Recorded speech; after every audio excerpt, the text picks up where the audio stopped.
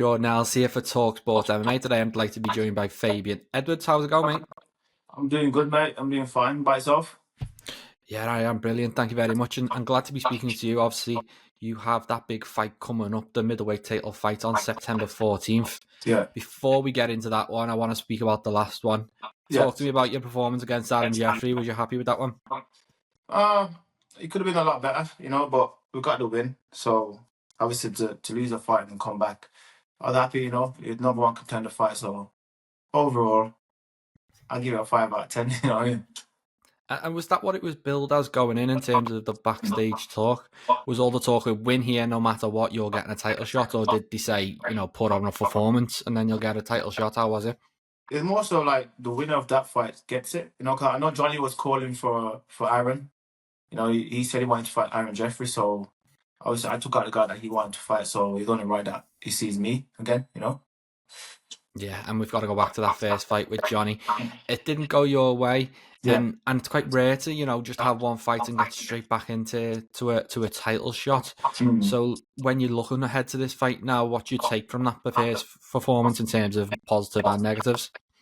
Yeah, there's a lot to take from it. From me and my team, I felt like I felt the best version of him. You know what I mean? And leading up before obviously the fight got stopped and that, I felt like I handled everything that he threw at me. So it was just like an error on my side, and that's the sport. You know what I mean? Like that is the sport. Yeah, so it was a fight about a moment rather than anything bigger than that. So going into this camp, does anything change? Does anything stay the same? How do you feel? I feel a little thing changed because, like I said, I've felt him. So I've never had a rematch before, but I feel like by going in there, I spoke to some of the guys in the gym. I've had rematch. Obviously, my brother had obviously rematch with Usman. And it's just like you felt him before now. You know what he's gonna throw at you, so you know exactly how to prepare. So I'm excited for it. And it lands in London. I know it was Ireland last time, a little bit closer to home. You're edging closer to Birmingham. How does it feel about having it in the capital? Yeah, it feels good. It does feel good. Dublin was like my second home because I had a good reception. I was in Dublin, and it being in London, I'm excited for that one as well. Brilliant. And talk to me about Eblen as a person, because inside the cage he's a good fighter. He's obviously got a win over you, but the post fight antics, there was a bit of a scuffle. Then after that he went on and he seemed to have this weird OnlyFans girlfriend relationship going on as well. So what do you make of his antics away from the skills? I think he's a bit fake, to be honest. I think he's a bit of a fake guy, you know what I mean? Because I think the OnlyFans thing was like set up. You know what I mean? Like, if you're a champion, why the fuck do you need to do that? Just to try to sell yourself a bit more. I find that weird, and I've had a few interaction with him, obviously outside of like being in the cage, and I just take him as a fake person. So does that beef kind of carry into this next one, or do you try and shy away from that? Of course. I mean, my coach keeps saying, just make sure on fight week you keep it nice, and you just make sure you don't obviously try attacking before you go in the cage. So yeah, beef still goes on. And you obviously had a great win, as we've just spoken about. He did all that madness he was doing pre-fight, and then he got dropped by Impa. He had a really tough fight. What did you make of that performance? You know what? I feel like a lot of people are saying it was a poor performance and not giving Impa the respect. So obviously Impa done some good stuff in there, got dropped, and if he had the gas time for it and his IQ was a bit better in terms of the grappling, I feel like he could have squeezed the fight. But there's a few little areas in there and mistakes that he made that cost him that fight. But I see the same Johnny. His strike is not the best, but he's a tough guy and he can push through. And I thought that's what got him a lot of the wins. Not because he's a great fighter, but like being durable and being tough and being willing to exchange. That's what's like got him to where he's at. Yeah, and when you are in the gym working towards Eblen, with these wrestlers, it's always a thing about, you don't want to be too focused on what he's doing, overtraining wrestling, working to defend, because you're still losing if you're defending. So how do you approach him? Do you work on what you're good at, or is it a mix of both? How do you feel? It's a bit of a mix of both, because at the end of the day, you still have to respect what someone's good at and be able to shut you down. You know what I mean? So that's it. Just trying to work on shutting his game down, and imposing my game onto him. And that's it. I ain't trying to, like I say, I've had fights where I've been too tunnel vision on what he's gonna do. and forget my skills. Where I need to make him worry about what I'm going to do. You know. Absolutely. And when you're envision the Yeah. fight, how does it play out? You've seen him, you've felt him now. Yeah. You've got a good judge of what's going to happen. How do you think you get your hand raised? I have to get him back. You know what I mean? That's how I see it. I'm like, I need to get him back. He got me, but worse. You know, so that's how I envision the fight. Like me getting him back in the second or third round, and that's how I'm going. I'm going out to and find him. I'm not trying to be reserved and think about round 3, 4, and 5. I'm going out there and I'm looking to press the issue. You know, so yeah. No, it's going to be a banger. And when you do that, say you go in there, you take him out in Yeah. 2 or 3 rounds, it lends itself to a trilogy fight. But at the Yeah. same time, if you've just knocked someone out, are you keen to get straight back in with them? How do you see it playing out? Whatever they offer, I don't mind getting back in there and just shutting that down. You know what I mean? So I'm happy with like that could be the end of the year or something at the start of the year in Birmingham. Trilogy. That'll be a massive fight for my career. So yeah, I'm locked in and I'm focused on this second fight and I look forward to it because yeah, you know, obviously once someone's beat you, it's hard to say, oh, he's not bad at me, but in my heart, I feel like he's not bad at me. So I'm happy to show that to myself, you know.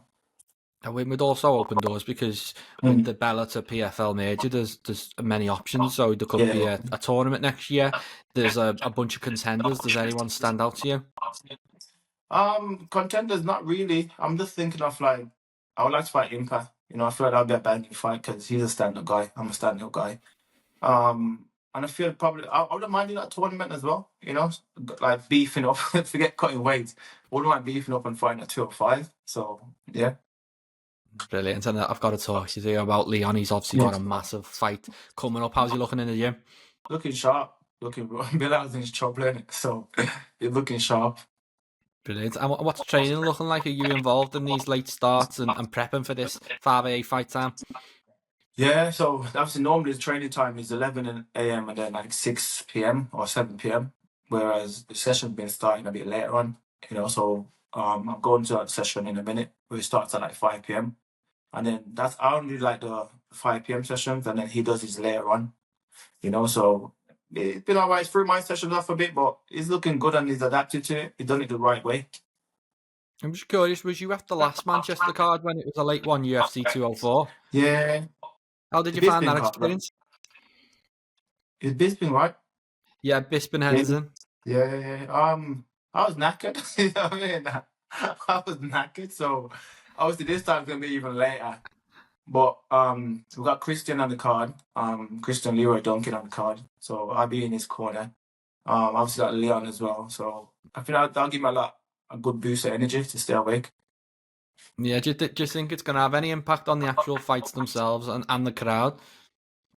I don't think so. I don't think so. You know, because like once you're in there and you see someone get cracked, the adrenaline is gonna go through you, and that's gonna wake you up. You know, like I said, Leon's done the right thing. He's got a sleep expert. He's obviously been professional about it. Also, it is what it is. You know, he's done it the right way. Yeah, it didn't seem like such a big deal back then when I went as a fan, and it was just part of the cause. But now the sport's moved on, and Leon Yeah, seems to have made strides in that regard.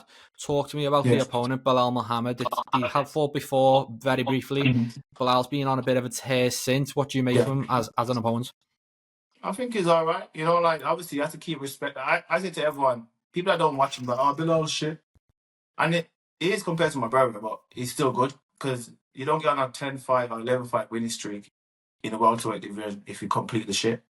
You know what I mean? But at the end of the day, there's levels in it, you know, and that's how I look at it. It's good, but there's levels, and yeah, next Saturday the levels will be shown.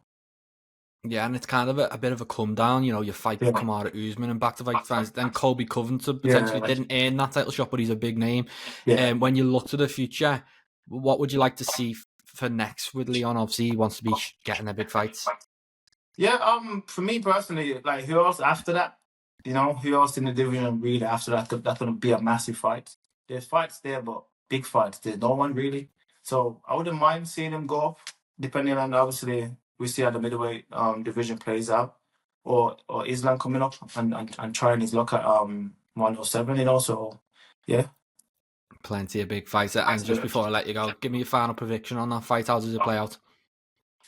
Actually, I always see two predictions when I look at fights, you know, and obviously I see my brother going out there and completely dominating him, you know, just too sharp and just too smart for him, you know, too strong as well. Or I can see Leon getting probably like a third round stoppage or so, because like I saw in the first fight, Bilal got wobbled in like the first 30 seconds or something. So I can see it playing out that way. Either one of those ways, you know, domination or him getting a finish third round. Brilliant. It's going to be an epic card there. Hopefully Yeah. I'll see you there. But if not, good luck with the Yeah. fight and your fight coming up as Thank well. you. No, respect, brother. Thank you. On AM, on DAB, via the talkSPORT app and on your smart speaker. talkSPORT.